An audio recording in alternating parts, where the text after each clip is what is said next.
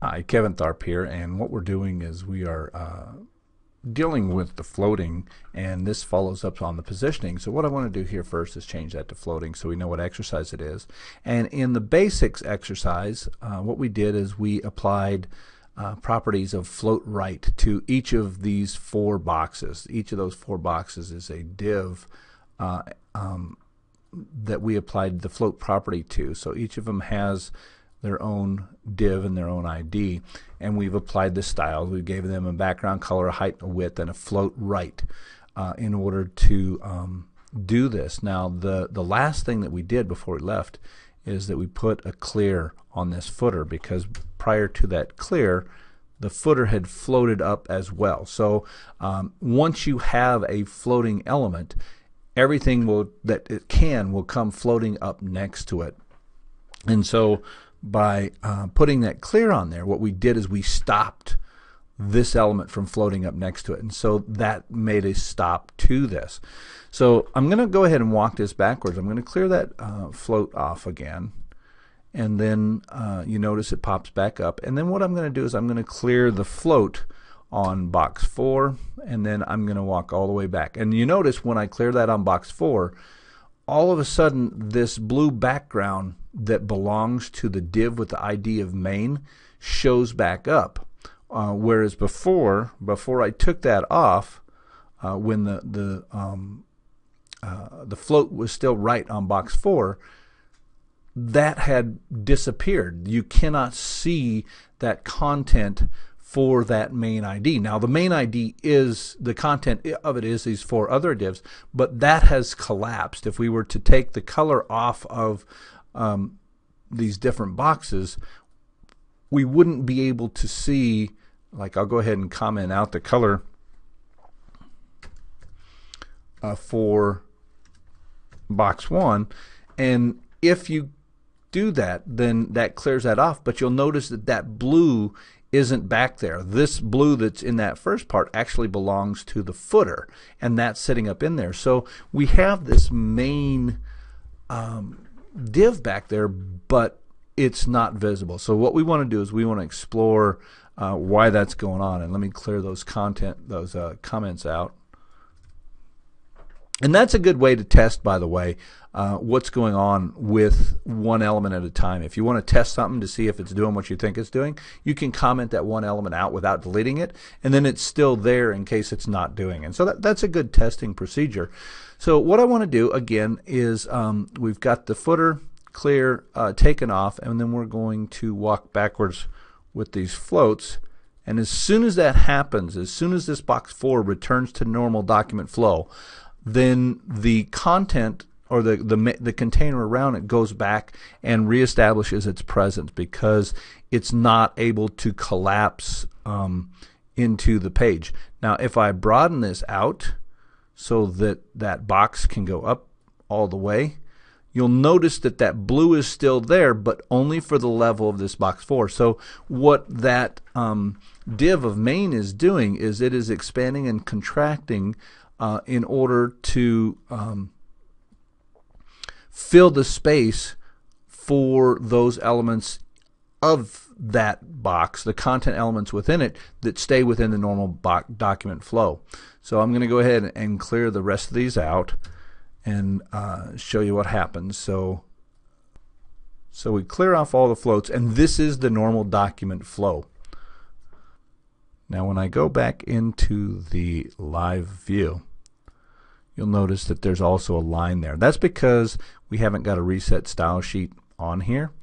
And so what that actually is the bottom margin of this unordered list that's up there. So the first thing I want to do is I want to go ahead and take that out, or apply a style to that that's going to get rid of that. And so that gets rid of that. So that just clears that up. And so if I was using a reset style sheet, then it would have done that. So I went ahead and add that just so that it doesn't get in the way of us being able to visualize what's going on here. So I've cleared out those floats. I've got my normal document flow here. There's nothing outside of the normal document flow. And as you recall, if you insert the floats to them that takes each of these boxes one at a time out of the normal document flow. And so I'll put those back in there, and so I'm going to go ahead, and put the clear back, and I'm going to do both for now. Now with both, what it's going to do is it's going to clear it whether it's on the left or the right. So that's the next thing that we'll talk about here, is that function of clear. Now there's 3 different settings for clear. Well, there's more than 3, but really there's 3 that get used: both, left, and right. So the clear on this, if I cleared that to the left, what that's going to do is, because the property of a clear is applied to this element, what I want to do is I'm going to use a clear right. And what that does is that it says that it is not going to float up to any boxes on the right side. So it stays down there. Now if I had gone through and done a clear left, that means that it's not going to float up next to any boxes that are on its left side, and since there's nothing to the left, it floats right up there. So the both takes both of those into consideration. Now what I want to do, just to show you how that works, I'm going to leave that footer with a clear left, and I'm going to change all these floats to left so that we can see what happens. Okay, now we've changed those floats so that they're all floating to the left. The property on this footer is saying anything that is to the left, it's not going to let me float past. If I change this to right, then what it does is it pops up there next to it, because there isn't a clear on the right side. And so what it does is it finds the way to slip up there. And so if we had it left, it would be down there where it's supposed to be, because it stops floating anything to the left. Or if we switch it to both, then what it does is it drops down, because it doesn't want to go up on either the left or the right. So that's a property that you need to understand, and that can allow you to control whether something will float to the left or to the right, or whether it won't float up past either. So now I want to get back to this main content div that we have in here that should have that blue background color, but which we can't see. Now because all of these elements are floated, they're out of the normal document flow, and that is collapsed. And there's several ways that you can put them to regain that collapsed box. Now the first thing that you can do is that you can go to that parent div, and it is a parent div, and I'll show you down in here. The reason that that is a parent div is because within this main div right here, it contains all of those different boxes. So you can't actually see it here, but you can see the div starts there and it ends down here, and all of those boxes are within there. So that div with the ID of main becomes the parent div in this, and so all of those are children. So one of the things that you can do in a situation like this, where you have got a parent container or a parent div that is collapsed, is you can go in and you can give it a float. I'm going to give it right. And what that does is that it goes ahead and that reclaims that space. So since it's out of the normal document flow as well now, and everything else comes up and grabs it, then it goes back and it claims its space back for whatever it needs in order to claim those, in order for those, the normal document flow, to be seen. Okay, so let's go in and understand this even more so that you can really start to grasp why things are happening here.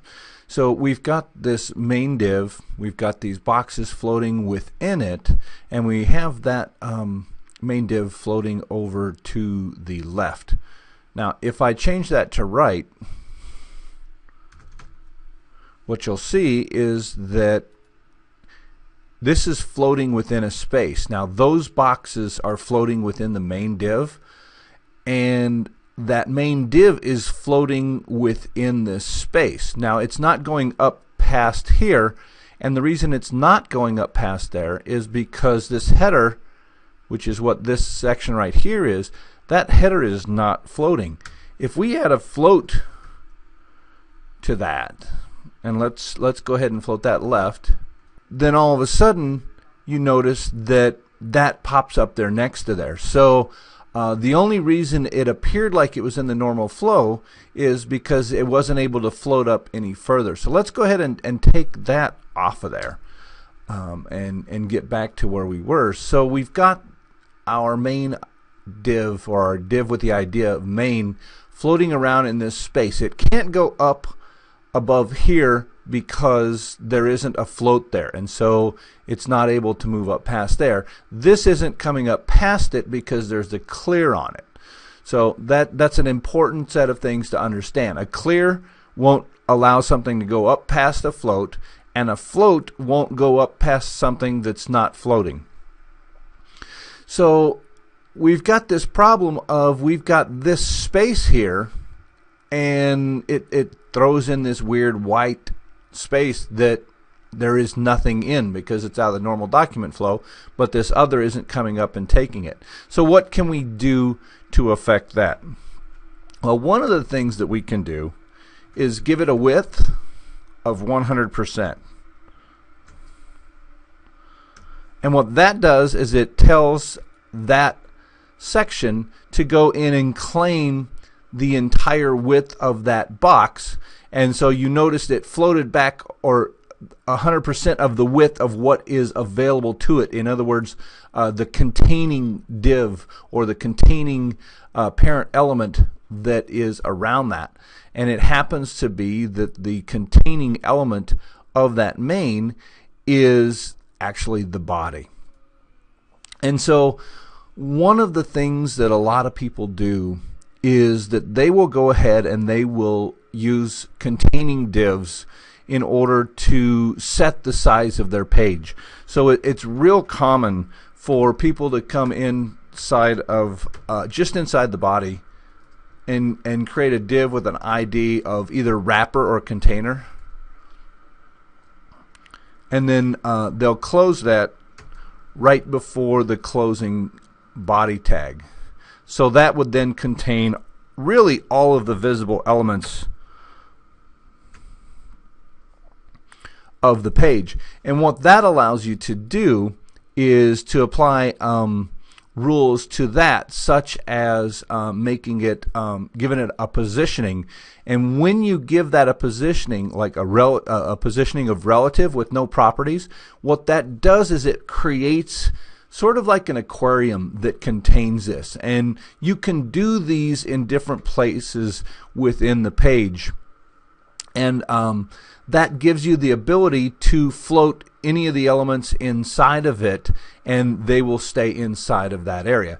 Just like these boxes stay inside of the div with the ID of main, they're floating, they stay inside that box because it's a containing div, kind of like an aquarium where you've got all the walls on the top that hold the water in there. And so wherever you move the aquarium, all of the elements that are inside of that aquarium go with it, and we'll explore that more later on. So where we're sitting at now is if I click inside this box 1, you'll see from the section down here that shows me the context of that element. I'm click inside box 1, or actually went into box 1A in that case. If I click out of it, it's box 1. What this shows me is that I've got it shows me the parents of this element. So I've got div box number 1 that sits inside the div of main, which sits inside the div of wrapper, which sits inside the body. And so it's important to keep that context in mind in order to understand how you start manipulating things. And so most of the layout that happens on the web actually uses floating because it is more fluid. And as we move to multiple screen sizes, you'll see that more and more where you're using fluid, what they call a fluid grid, where you use floating instead of positioning, percentages instead of locations or pixels. And so what I want to do is just explore that a little bit to help you understand how you can use that to your advantage. So what I'm going to do, I'm going to go ahead and I've got this wrapper here. And what I want to do is I want to create a new rule for that wrapper. And so I come in here, and that's an ID, so I need to do the pound sign. And so let's do this. Let's give this a width. Let's make it 75%. And I'm going to use percents because that allows us to explore some other areas. So I'm going to refresh that, and what you'll see is that it is only taking up 75% of the space available to that. Now that's an important concept to understand as we go forward. So if I wanted this centered in the page, so my wrapper, so if I wanted to have a centered layout, then I need to have a way to place everything inside the center of the body, not to the left or not to the right. And so what we do is when you've got a div such as this, such as wrapper, it allows you to give a width, and if I wanted to center that, what I would do is I would give it a margin left, auto, and a margin right of our auto. And then we'll take a look at that. Notice how that pops that over. So what that is doing is it's taking that everything inside that wrapper, anything inside of it is reducing to the size of that wrapper. And that wrapper is now 75% of its containing div, and its containing div is the body. So what you see is that the width, it's 75% of the available space of the body. And what we've done is we've told it to, on its margins, which is as you recall, the section outside of the border from the box model, we've told it to basically split the left and the right to place it in the middle. And that is an important thing to understand. Anytime you're trying to center block elements inside of containing elements, that's the way that you do it. Again, you have to declare three properties. You have to declare a width, and that can be in pixels, percents, EM, it's any of the properties that are available, and then you have to give it the margin left and the margin right. So you have to say, I want it to take up 75% of the space, and I want the space that is left available to be split on the left and the right. And so that creates that space within there.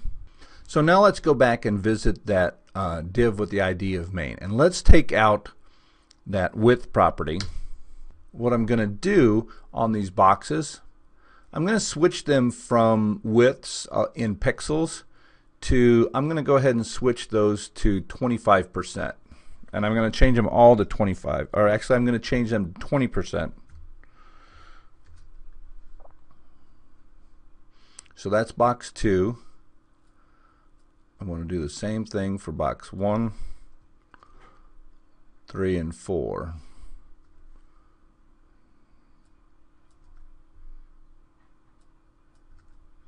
And when I refresh that, you'll notice that they're only taking up 20% of the available space to them. Now in that case I had to set it up so that my browser could see it. So I had gone into the live view in order to make that do. When I turn that off, it doesn't look like what you expect it to do. And so that's one of the reasons you need to be in the habit of when you're using a program like Dreamweaver, you need to be aware of this live button or the ability to preview it in a browser. So what have we got going on here? why is it that we have this white space here and this blue space here? So let's take a look at it. Each of these boxes are 20% of the available space to that. So that only adds up to 80% of the space. The space available to it is in the parent div, which for all of those boxes is this main, this div with the ID of main. So they're sitting in this div with the ID of main, which has that background color of blue. And then there's this extra section over here. That is that other 20%. So that explains it. We've got 100% there, but it's sitting over to this side. So if we go back up to what we've told this main to do, we've got that floating right. That's why that space is over here. And so if we change that to left, then we'll have the same circumstance where we're using up 80% of the space of the page. We've got this white left over. Now think about it. If we wanted to center this main div in the page, then what we would do is we would give it margin left set to auto and margin right set to auto. And when we refresh the view on that,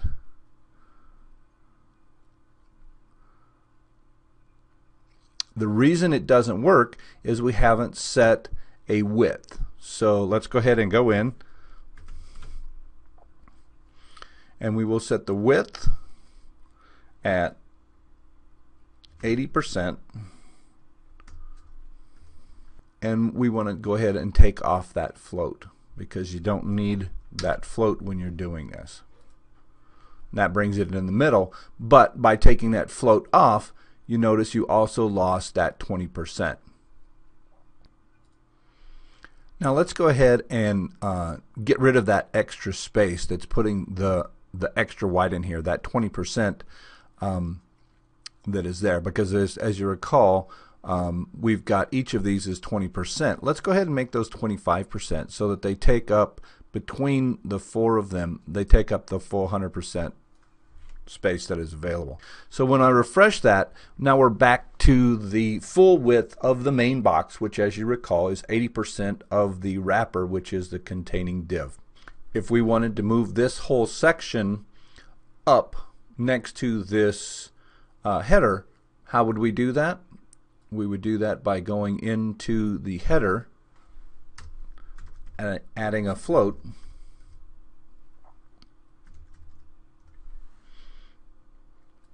That would make space available, and that would slip up next to it. Now you'll notice that all four of those don't fit in there, and so it the main div floats up next to there, but since these are relative to their parent div, which is the main, they float around within there. So let's see what we could do with this the way that we're looking at it. So essentially what we've done by setting a float here on the header and a float on the main, well, the div of ID of main, we've essentially created a two-column floating layout, which is a very common approach to it. Now we could do the same thing within this section. We could have added additional divs to have that so that you had your header at the top and then the divs. So let's go ahead and just quickly play with this. If I wanted to drop this down so that I had an even number of these boxes sitting within this div, then what I would be able to do, what would I apply? I would be looking at box 3 because I want box 3 to come down here. What would I add to that? So I'm coming to box 3. I want it to float, but I don't want it to go up past the other one, so what I would do is add a clear. Now, would I add a clear right or would I add a clear left? The other boxes are they're all set to float to the left, so they're going to be on the left side. If I clear left, then what that's going to do is it's going to pop that down below there, and now it drops even below this. So that tells me that this main div is actually coming up underneath that navigation or that header div where it is able to. And so you need to really play with and understand floats well in order to get them to do what you want them to do. So if I wanted all of this main not to float up there past the header, again, I would do the same thing. I would apply to the main, and I'm going to go ahead and do clear both just so that it clears everything. That drops it back down there below that header. But because this header has got a float applied to it, it shrinks down to only taking up that portion of the spot in the flow that actually is contained by that. So it goes to it narrows down to the size of the content that is actually in there. And we'll just play with a couple other properties here. I'm going to go ahead and change that float to right. You'll notice that it moves it completely out of the way, but because we have the clear both on the main, it doesn't go up. So if we take that clear out of there, it pops up, and this time it goes completely past it. Now, why did it do that? That's because this one is floated to the right and this one is floated to the left. And so because it's floated to the left, there's room for it to get by completely around there. So the important thing, the point that I'm trying to make is that when you are dealing with floats, you have to take into account those elements that are above and below that float and know how to control those floats and those clears and the containing elements in order to get a grasp of how are you going to make that page do what you want it to do. So let's bring this back to looking something like the page that we originally started with. I'm going to start with the header, and I like to, when I'm designing, I like to start with the top and make my way down. Now if I clear that float, what it's going to do is it's going to go back to the normal document flow, and it's going to reclaim its space at the top. Because it's not floating, this information is going to float down beside it, or down below it, because it can't come up past it. Even though these are floating, they can't come up past this element that doesn't have a float on it. And this element, the footer, can't come up above this main div because that main div, or because that footer has got a clear on it that keeps it from doing it. So let's go ahead and spread these boxes out across the available space to them. So the first thing I want to do is I want to go ahead and give main 100%, just so that it doesn't have that extra white space.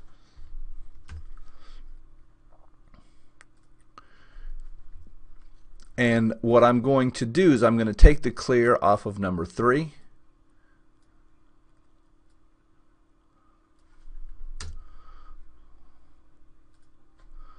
And that drops them all up so that we have essentially a header, footer, and 4-column page by using those 4 boxes. And this is a very typical kind of layout. Now if we wanted to take up more of the page, we could do that by affecting the wrapper div that we gave. So if we wanted this to take up 90% of the page, oops, dyslexic fingers, then that spreads out to take the 90%. The reason that it is centered is because we've got a margin left and a margin right set to auto.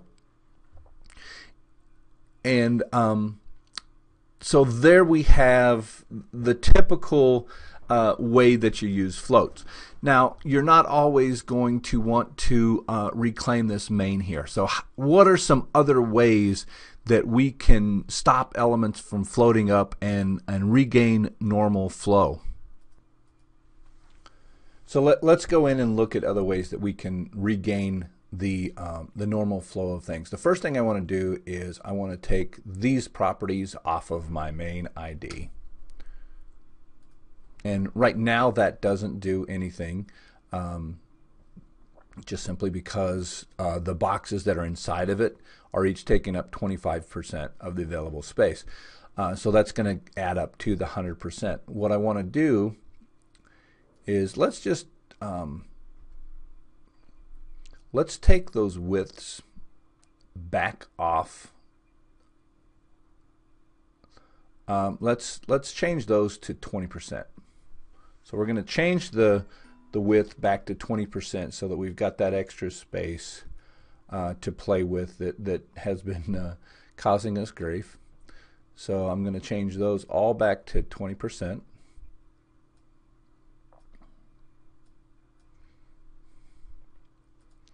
And you'll notice that we're once again to a position where that div has collapsed to the point where it's only you can see this, but you can't see the div itself. So let's look at some of the ways that you can regain that natural flow. One of the things that you've seen is that by in this footer, by putting a clear, that it is able to regain that natural flow. And that principle is in effect across the HTML, the web development spectrum. If you have a element with a clear, then those elements above it, or it returns the natural flow. So let me show you what I'm talking about. One of the things that I want to do here is I'm likely to use this clear function that I'm teaching you in multiple places. So what I'm going to do is I'm going to set up a new class, and I'm doing it as a class rather than as an ID, because that allows me to use it in multiple places in a page. So I'm going to create a class called clear, and what I'm going to apply to that is I'm going to do a clear both. And that's just because that will clear things on both sides. And then let's go in and investigate. That in itself does nothing. So what I'm going to do is I'm going to come back down into just after box number 4. I'm going to get outside of box 4 so that I'm at the end of after the boxes and before the end of the main div. And what I'm going to do is I'm going to add a paragraph.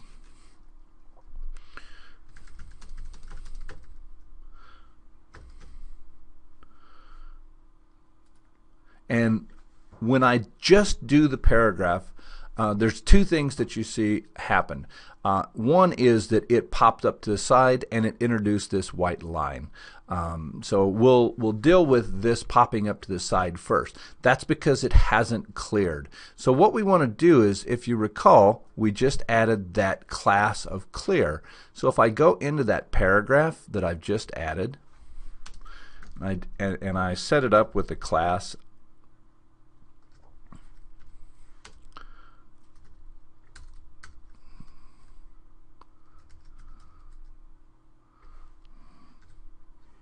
of clear, then what that's going to do is it's going to take and it's going to apply that class of clear to that. And what that clear is, as you recall, is that I've told it to apply a clear both to that paragraph. So that drops that down. It reclaims this space in the natural document flow, and then it continues the natural document flow here below. Now you'll also notice that that has introduced that space there.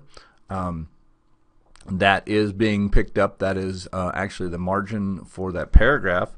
So I'm just going to add a addition to where I created a margin of 0 for the unordered list before. I'm going to do the same thing for the paragraph now, and you'll notice that that clears that out. So just using that multiple rule section there so that I didn't have to do a bunch of rules that apply the same rule for the UL or the P, and that's what we've done there. And so that is the easiest way to reclaim that document flow and that space over there. So now let's go on to the next one, and so I'm going to clean out that paragraph. I'm going to leave that clear rule up in there just because in case I decide to use it later. But another thing that we can do is that we can use the overflow property. And the overflow property we haven't talked about yet, but what the overflow property does is it says that if there is more content that fits into an element, or the space that's available for an element, how do I handle that extra information? And so what the options are for that, and I'm going to go into main here, and I'm going to go ahead and type overflow. And your options are auto, hidden, inherit, scroll, or visible. Again, the inherit and auto are that's kind of the way things are going to do anyway. So really we're talking about hidden, scroll, or visible. Visible means that content is just going to overflow into the other elements, and they're going to, it's just going to overlap. So that's not one of the options. Scroll introduces a set of scroll bars, just like you have on your browser. When there's more content either horizontally or vertically, scroll automatically inserts scroll bars, and that will work for doing this, but it introduces those scroll bars. So we can use hidden, and that will take control of that space, or auto would add the scroll bars if it's necessary. I'm going to choose hidden here,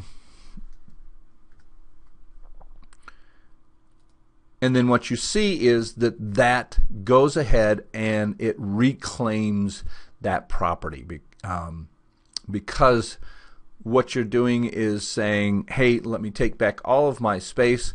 Anything that fits outside of that space is going to be hidden. So it sort of reclaims the natural, the normal flow for that div if this information hadn't been out of the natural flow, if that makes sense. And like I said, you could have also used auto, and that would have done the same thing. But with auto, there will be times when it will add scroll bars where it doesn't necessarily make sense that there should be scroll bars there. So sometimes those aren't going to work. Sometimes hidden isn't going to work, and that depends on some more advanced things that are happening within that space. But until you get to that point, then it's fine. Now there are some other ways that you can claim this, but we're not going to go into them in this circumstances, because it goes into some aspects of CSS that we have not covered yet, and we're not going to cover at this point. So if you're ever getting to the point where you're having problems, you can research a thing called clearfix. And what clearfix essentially does is it inserts an invisible element down at the bottom of that, and it makes it so that it thinks that it has content, but that content is null. And so it works in the same way, in that it sort of puts a clearing element down there that doesn't actually exist. So that's an advanced technique that we won't go into today, but if you look up clearfix, that information will be available to you. So now, just to finish this lesson out, what we need to do is some just housekeeping sort of stuff. We've got this called floating exercise 1. That's what we saved it at before we went into all that. Let's go ahead and just call that floating exercise 2. There we go. So let's name that floating exercise 2, and then save it as floating exercise 2.html. So we save that as floating exercise 2. So we've got floating exercise 1 and floating exercise 2. What I want you to do is go ahead and come into this right here, change that to floating, change that to floating exercise 1, and in this one here, and you'll have to do this in both of these files.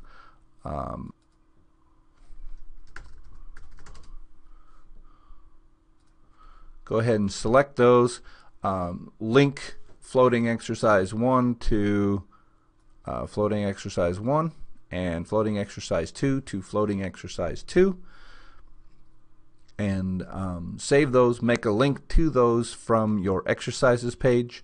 so that I can check to see what you've been doing, and that will close it out.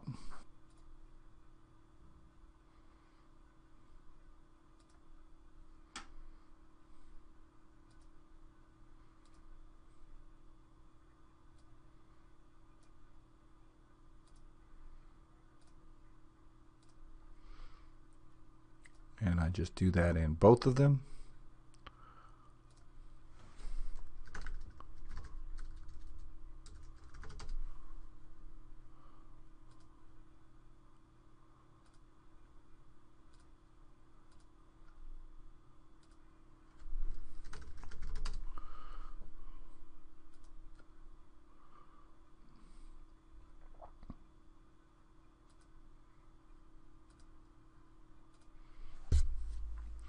So synchronize that, save it up to the server, make sure you've made a link from your exercises page so that I can see what you've got, and that completes this lesson.